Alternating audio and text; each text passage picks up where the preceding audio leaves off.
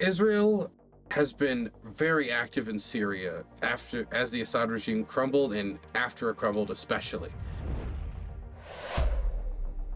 And they've been mostly active doing two things. One, and they've been very active in doing this, is massive bombing campaign. They've been bombing ammunition storage depots, they've been bombing tanks, they've been bombing like airports, they've been bombing aircraft, they've been bombing missile storage, they've been now bombing chemical weapons storage as well, which also indicates to me, and I think it should indicate to many of you, that also means that the Israelis knew where the Assad's regime's chemical weapon storage was and simply decided not to strike it. And the same is true about all these other weapons as well, which also reinforces the point that the Assad regime had secret deals with the Israelis, which allowed the Assad regime to keep on, surviving militarily, and the Israelis keeping him in power, because they preferred Assad in power to any other government that could genuinely express the will of the Syrian people or otherwise. Whether it be, some authoritarian, Salafi, crazy group, or it would be a genuine, democratically elected, whatever it would be, from whatever direction, or it would be, some combination of the both, where, they've got like political Islam or whatever it would be. Any other option is uncertain. Assad regime is certain. Keep the situation as it is, because we don't, if it's any of these other situations, it could mean either a rediscussion, a revisiting of the Golan Heights, and maybe even a stabilization of the situation in Syria, or in the other direction, possibly an even worse destabilization of the situation in Syria with terror groups, and then that could spill over. So in either way, it could mean a revigorated Syria of the Syrian perspective that pushes against them because of territorial control over the Golan Heights or over any other number of issues. It could mean a Syria that is in the complete other direction, that's even more destabilized, and therefore terror groups start attacking Israeli military positions. And so they don't really know. It's a period of a lack of knowledge, where Assad was a known evil, and they decided to tolerate the known very, very evil man of Bashar al-Assad. But now with him gone, they're going to bomb all these locations because they don't know what's going to happen next. And I think that, honestly, from my perspective, I understand that they'd rather cover all their bases, but Israel just invaded Lebanon, and now they're retracting out of Lebanon after fighting with Hezbollah. Ukraine Groiper got a Tier 2 subscription. Tier 2? Israel. Damn. Thank you for the Tier 2 sub. They just got out of invading Lebanon. They're still in the Gaza Strip. They're still tearing up a bunch of shit in the West Bank. They still got all those conflicts going on. Adding more of that by going into Syria right now to expand those strikes outside of just the Hezbollah targets that they've already been targeting in Syria for years and will continue to target in Syria, as they try to chop off the flow of weapons from Iraq into Lebanon through Syria, of Iranian weapons to groups like Hezbollah. I mean, like, from Israel's perspective, there's a situation where they can make a deal. It's like, look, you're not that close with the Iranians. The Iranian militias butchered a lot of your people. The militias that Soleimani organized in Syria did some horrific things. You have no reason to really be friends with the regime in Tehran that was friends with the regime in Damascus. So cut off their crescent, the Shia crescent into Lebanon of this weapons flow. You have every reason to, and you can be a friend of Israel in that way. And then they can revisit the Golan Heights at another day. They could, either the refugees could be offered compensation, or they can, I doubt that would ever happen under this administration. But, there's this scenario where you can imagine, and an Israel that is willing to make, to try normalization with the region on terms that are acceptable to the sides on the other end of at the other end of the negotiating table, there could be some real work here. But instead, it's immediately bombing campaign, followed up with invasion of the border regions that are bordering the already annexed illegally territory of the Golan Heights, which, by the way, the Netanyahu government has already said that they're going to double the number of settlers in the Golan Heights. So it's like a declaration of, we are not giving the Golan Heights back ever. The Golan Heights now is being annexed into Israel, and you're never going to get it back, Syria. Mind you, the leader of HTS, al-Julani, he was a displaced person from the Golan Heights. There are many people in Syrian society that remembers, that can see their family roots still in the Golan Heights as displaced people, and they've never really been offered substantial compensation for being displaced from their homes, and there's not really any game plan to get those people back. And as more settlers come in, the dream of that continues to narrow. And now Israel is moving troops even further into the border region. As you can see, not only from these bombing attacks, you can see that they've moved not only into the demilitarized buffer zone between the Golan Heights and the rest of Syria that used to be held by the Syrian Arab army, but then had those positions were taken over by the Israeli military as the Syrian Arab army pulled back. They've already expanded into areas past the buffer zone, both in the south and in some areas in the north, taking Mount Hermon, and they're also taking some of the other village areas around here. And so, they've not only taken the buffer zone area that they've talked about, they've expanded past the buffer zone area. They've bombed all these places. They've bombed and invaded Syria for overthrowing Assad. Now, the explanation on the other side here is the leader of the biggest rebel group that was the most substantial in overthrowing the regime, HTS, Hayat al-Sham, is a designated terror group in the United States. It has ties to Al-Qaeda. It used to be an affiliate of Al-Qaeda. It now fused with Al-Qaeda and feuded with Haras al-Din, which is the Syrian Al-Qaeda affiliate, but it still has some ties there. It was also an affiliate of ISIS when Daesh was still, active, held territory before Abu Bakr al-Baghdadi, who was the guy who sent him to Syria to begin with when they were both Al-Qaeda affiliates.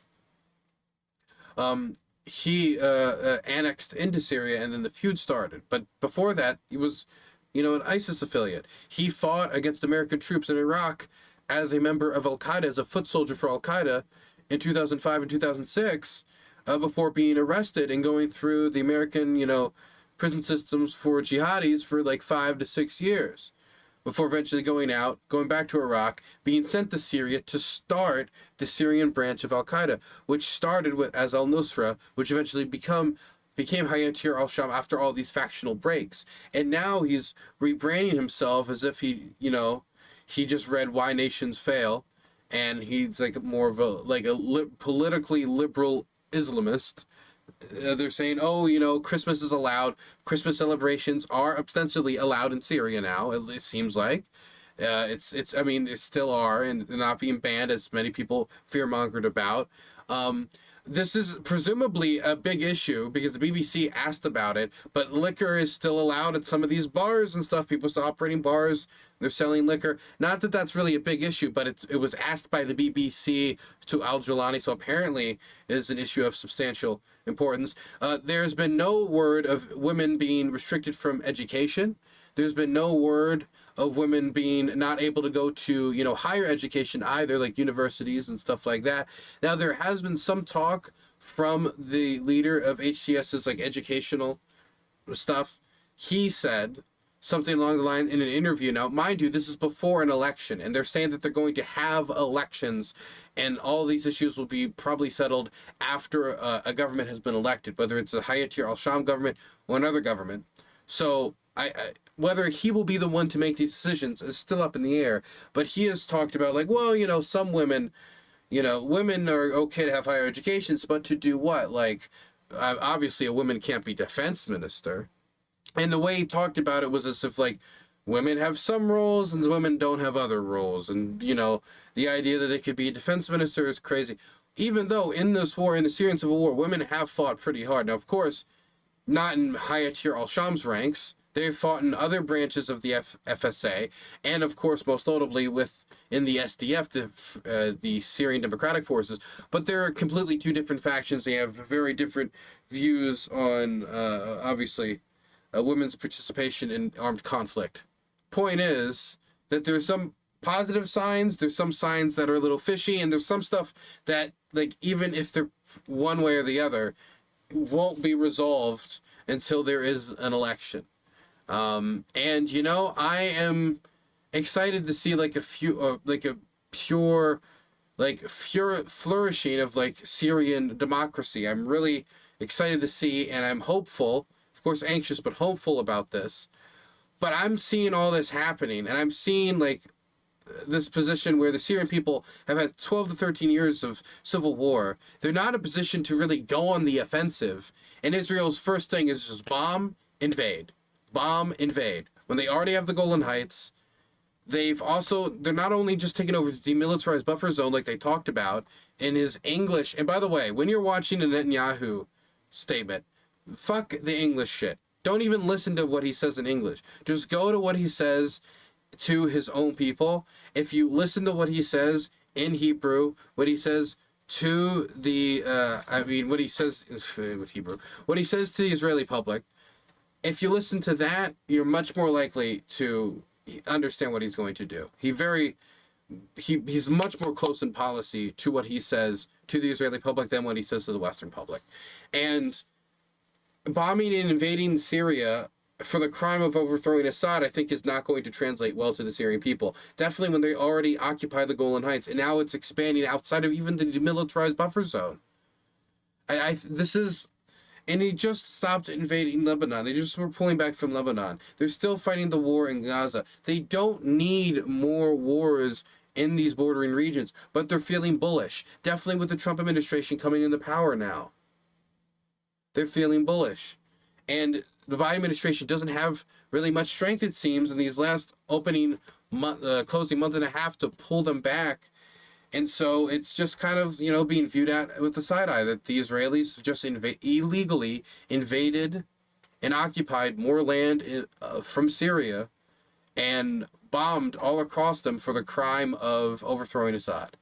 And I understand that, you know, this next faction is possibly going to be, you know, not the most favorable towards the Israeli state. Hayatir al-Sham has scary ties in history. The situation can only hopefully improve from the depths of a 13-year-long civil war.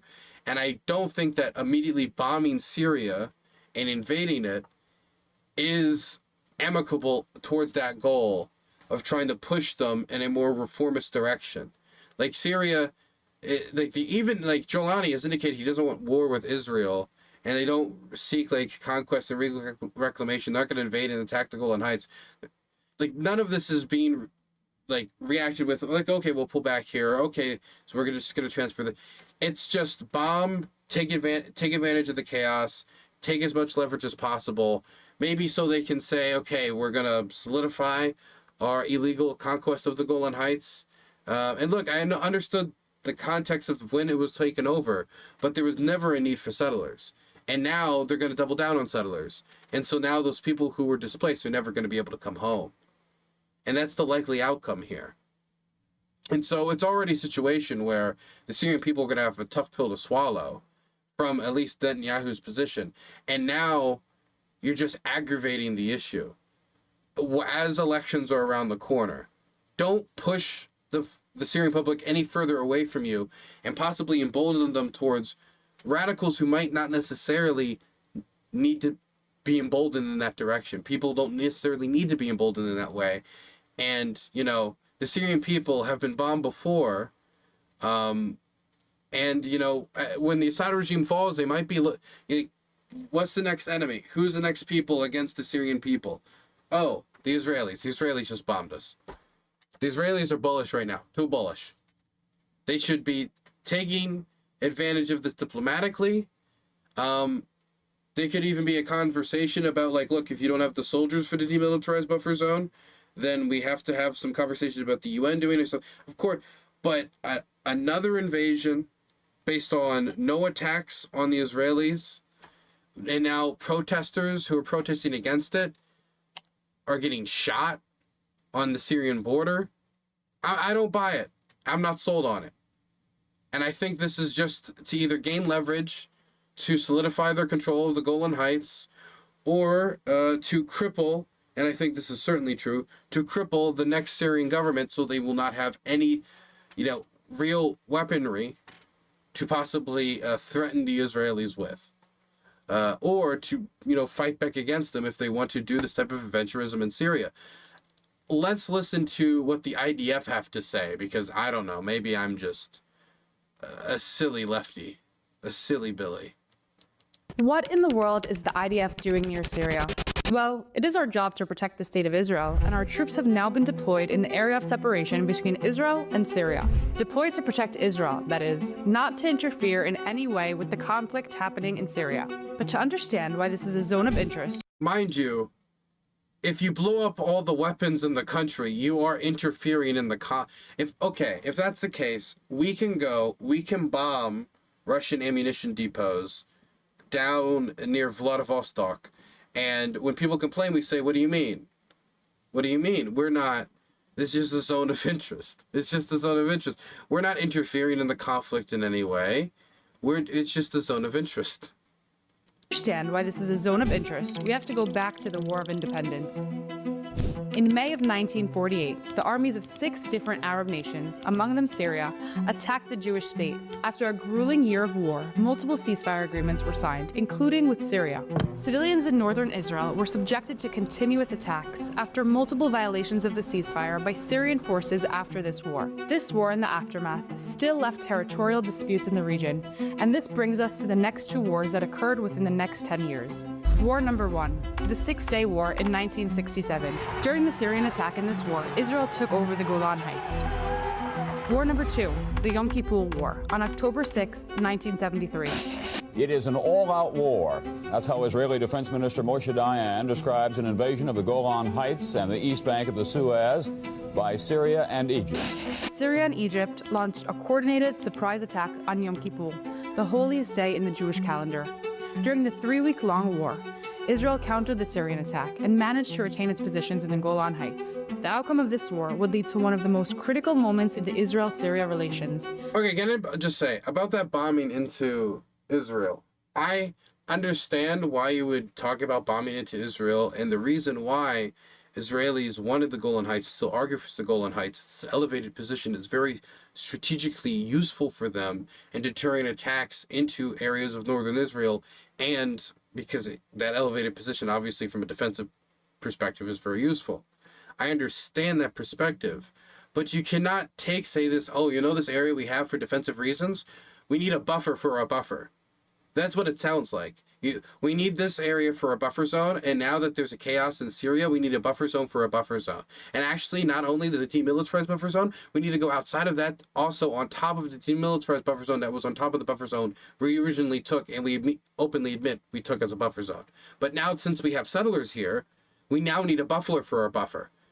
And then when we have settlers there, it's just, no, it's a spiral we should take no part in supporting. The establishment of UNDOF. The U.S. and the USSR brokered a ceasefire agreement called the Israeli-Syrian Agreement on Disengagement, which was signed by both on May 31, 1974, and was ratified and adopted by the UN Security Council in UNSC Resolution 350. This established UNDOF, the United Nations Disengagement Observer Force, and their operational zone known as the AOS, Area of Separation, which looks like this: the Alpha Line on the Israeli side and the Bravo Line on the Syrian side. And this will take us to the deadliest attack launched on Jews since the Holocaust, the October 7th massacre. As Hezbollah joined Hamas in their deadly attack by indiscriminately firing rockets on October 8th, IDF troops in the north were reinforced on the Alpha Line and within the area of separation after an escalation of threats on the northern front to ensure that no threats would cross from Syria into Israeli territory. Israeli civilians faced... Wait, but the groups that you're talking about did not attack Israel around October 7th or in the preceding attacks. It was all groups like Hezbollah who fought with Hayat al-Sham, that fought with the FSA on behalf of the Assad regime. The Assad regime that Israel was more than willing to live in peace with. They fought with those people. They didn't attack Israel from Syria. They had bigger fish to fry. And it was fighting with the Assad regime and the Shia militias that were fighting on their behalf. And it's just nonsense. It seems like a really piss poor excuse. Like, oh, we were attacked on October 7th, so we're in a dangerous situation. Yeah, from the people that you're currently fighting with or currently curb stomping, not from the groups that just overthrew the government and have explicitly said they do not want to fight with Israel. And look, if that turns out to not be the case in the long run, then that's not the case in the long run. But right now, you're dealing with other countries. Why invade and take over territory before you're given any real indication of what the future of Syria is going to be? You're just taking advantage of the chaos. And it's just going to put a sour taste in the mouth of the Syrian people. Lie. We will defend ourselves. Well, defend yourselves from what? Defend yourselves from what? Nothing's happened. Am I not being fair? Let me look at chat. Am I not being fair?